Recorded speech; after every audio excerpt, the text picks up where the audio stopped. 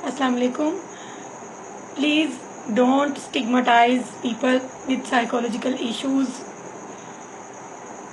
उनके लिए जीना محال मत करें, उनकी ज़िंदगी को आसान रहने दें, उनकी ज़िंदगी को स्टिग्मेटाइज मत करें। हो सकता है आप भी उन्हीं में से कोई एक हो। जब तक कि हम नफ्सियाती प्रॉब्लम को हकीकत में नहीं समझेंगे, तस्लीम नहीं करेंगे, उसको स्टिग्मेटाइज करते रहेंगे, तब तक वो लोग जिनको नफ्सियाती प्रॉब्लम्स हैं, मामूली से लेके हद तक वो अपना इलाज नहीं कर पाएंगे और वो घबराते ही रहेंगे।